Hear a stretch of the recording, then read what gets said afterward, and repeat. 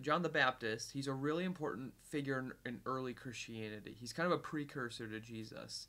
A lot of times you'll have movements that'll get started, and there's like one person who kind of is given credit a lot of times for being the precursor in the movement. We see that in the Reformation. We see that in like the Civil Rights movement with Martin Luther King Jr., for example. But you have other people a lot of times who will go and kind of lay some of the groundwork for that, whether they intended to or not. And John the Baptist kind of plays that role of laying the groundwork for what Jesus is going to do before Jesus shows up on the scene. So what do we know about John? Well, he's a relative of Jesus. We know that from Luke 1. He does his ministry out in the wilderness of Judea. He goes and baptizes people and calls them to repentance. We'll talk a little bit more about why he does that in just a little bit.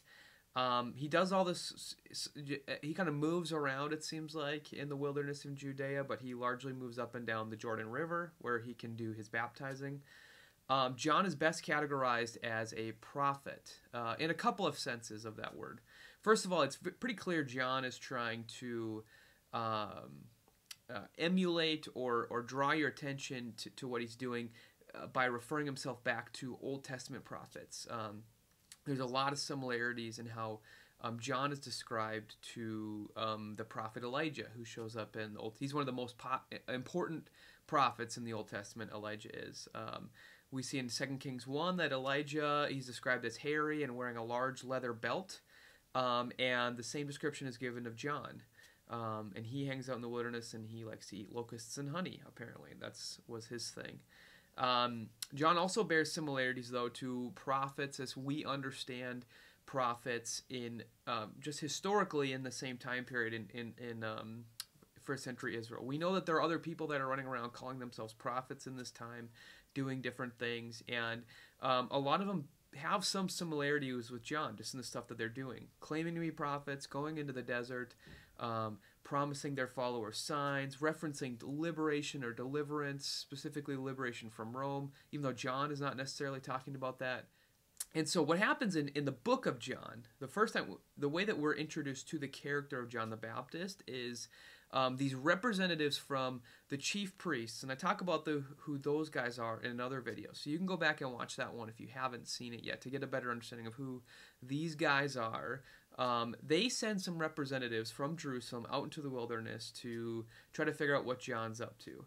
And the chief priests, they're in charge of worship of Yahweh. They kind of run the temple, so it makes sense that they would kind of want to keep tabs on other people who are claiming to speak for God and try to get a handle on the situation and determine how to respond to him from there. Can we just ignore him? Does he not have much of a following? Is it not really worth our time?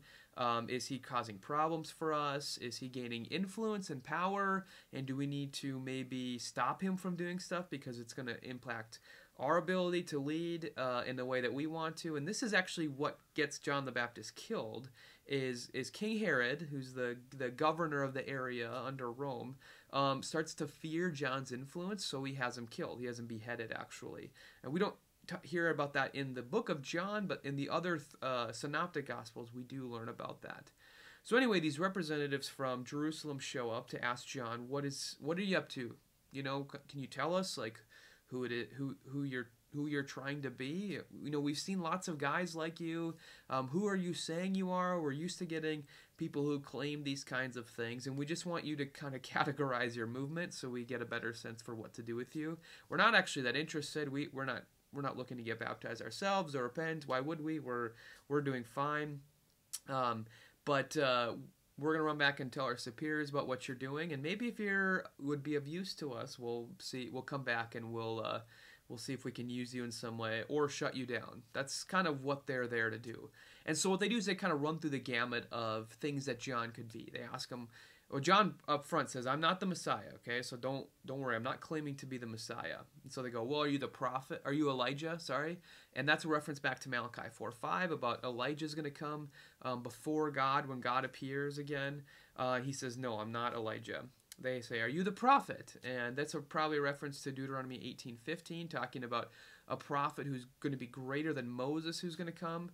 But also there's probably some expectation based on Genesis 49, And Numbers 24:17, John says no, and so then they're confused. They're like, well, if you aren't any of those things, who are you? You got to tell us something, because we got to go back and report to our superiors what you're doing. And then John kind of launches into talking about his actual movement and what he's doing, which we'll talk more about in the sermon, so I'm not going to talk about it here.